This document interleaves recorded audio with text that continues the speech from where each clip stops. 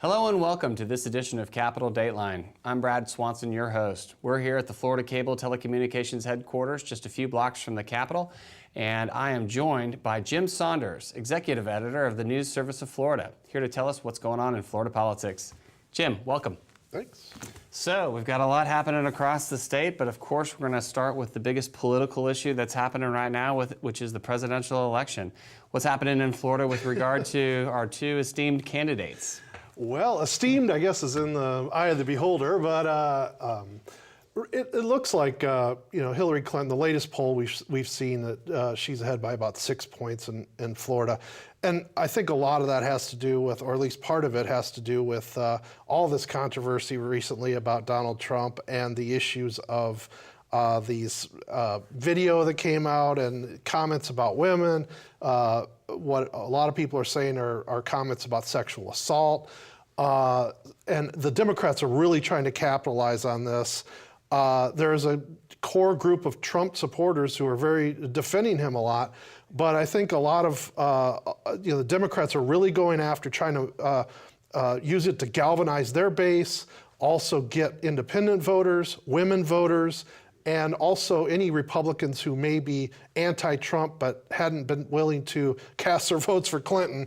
It looks like the Democrats are really trying to capitalize on this and target as many of them as they can. Yeah, I mean, it looks like Florida is definitely showing polls that reflect at least what's been in the news with regard to Mr. Trump, and the Hillary camp is they're no slouches in capitalizing on it. Well, and the Republican Party had a dinner they called their victory dinner. It's a fundraising dinner this weekend in Tampa, and Mike Pence, Trump's running mate, was there. One of the main themes that Republicans kept coming back to at this dinner was, well, yeah, we don't like what Trump has said, what he's done, but the alternative is worse. So we're at that point in the campaign where they're talking about, everybody's talking about which alternative is worse. So that seems to be the main selling point for a lot of Republicans at this point, is at least Trump isn't Hillary. So that seems to be a recurring theme going on as they try to bolster Trump's campaign and get it back on track here in these last 3 weeks, because there is only 3 weeks left. Right, and Senator Rubio was there, and he gave a interesting was very strategic in what he said in his speech. Senator Rubio basically didn't mention Trump for an entire speech, a lengthy speech, to this whole Republican leaders from around the state. But I think that goes to what's going on in a lot of these campaigns, is that the Democrats are trying to tie Trump to just about every Republican they can. And part of that has been to say that Rubio is tied to Trump, which they're hoping will pull some voters away from Rubio into the Democratic candidate Patrick Murphy's camp. And at this point, it's hard to tell if that's working. Rubio still is leading in the polls. It's not by a huge margin, but it's a relatively 4 or 5 points, those sorts of margins, which with 3 weeks left, he has to be relatively, I wouldn't say comfortable, but it is enough of a margin. It's not a 1 point margin. Right. And but the Democrats are clearly hoping that what happens is the opposition to Trump just cascades down the ballot and helps them with races like the Murphy-Rubio race, which is a big deal race. Speaking of that, we've got the debate between Senator Rubio and Representative Murphy tonight. How do you expect that will play out, and what will be the fallout from tonight's debate, do you think? Well, I've always thought that Murphy really needs, throughout the campaign I've thought, and I think it's important tonight, that this is an opportunity for him to really introduce himself to a lot of voters. I mean, he is a congressman from he's from Jupiter. He represents the Treasure Coast area in Congress. But, one of the problems the Democrats have had in this race, I think, is that Rubio is almost universally known in Florida, and Murphy has not been. So he's been working it hard. The Democrats have put a ton of money into this race. The White House is supporting him. But I'm not sure that has necessarily led to regular voters knowing who he is.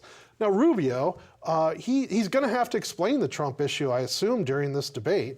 And also, he's going to have to talk about his record. He's going to have to be, he's also going to have to address the issue of whether he really wants to be in the U.S. Senate, I think, because there were all those questions when he ran for president about he wouldn't run for U.S. Senate again. But he does have a record, and he can run on that record. And so I think it's going to be interesting to see how the debate plays out. Well, that debate's going to have an effect across the landscape. But as we start looking at the landscape, we just had a couple of things happen in the Florida courts. And first issue definitely affects the elections. Talk about that. Well, a federal judge in Tallahassee last week extended the voter registration deadline by a week. This is something the Democrats sought because of Hurricane Matthew. Hurricane Matthew came in to the state in the last several days of voter registration. The voter registration deadline was supposed to be last Tuesday, and federal judge Mark Walker extended it a week.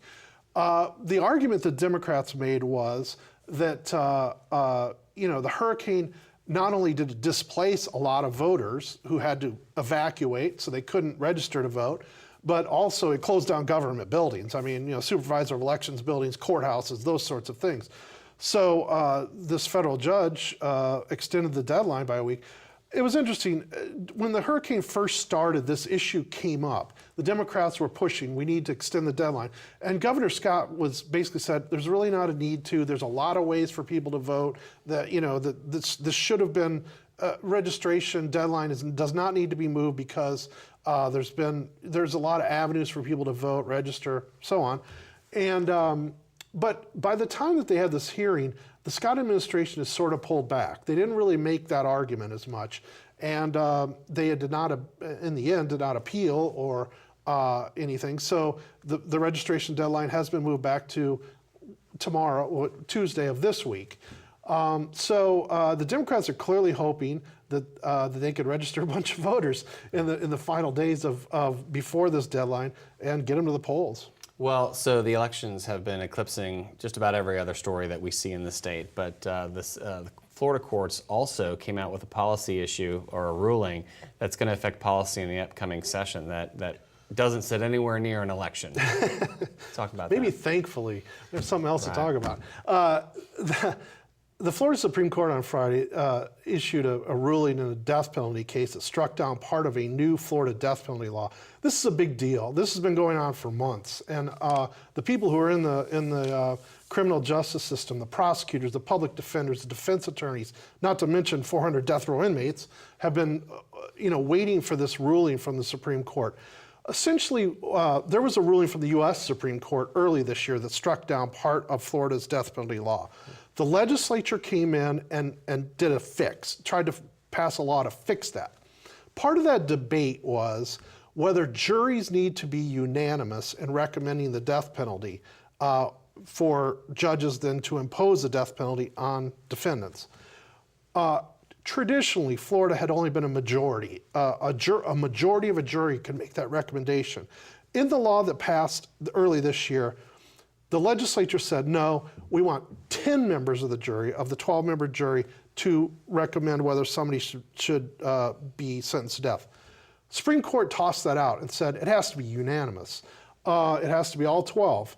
And they did it based on, sort of as an outgrowth of the U.S. Supreme Court decision, which did not directly address that issue, but addressed similar issues about juries and judges. And so basically what this has done, the death penalty has sort of been in limbo for months in Florida. Nobody's been put to death because they've been waiting for these court rulings to come out.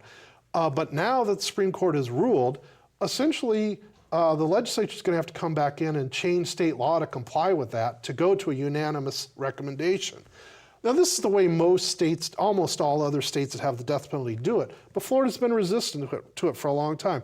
Death penalty is always an emotional, controversial issue when it comes up in the legislature, and it's going to be something that I think we're assuming it'll be during the regular session next year. I guess potentially it could even be a special session if they wanted to, but it's a big deal. Yeah, I tell you what, those are serious issues for the legislature to consider, and anytime those issues come through during a legislative session, they can typically shut the process down for about a week until they get through it. Well, there's a lot of debate on those issues. It's politically sensitive. It's personally sensitive for a lot of people. They're big debates when they come up. Well, once again, great insights from the News Service of Florida. Jim, thank you so much for joining us, and we'll see you next time. That's all the time we have for today's program. Thank you for joining us, and on behalf of the Florida Cable Telecommunications Association, thanks for tuning in. Have a great day.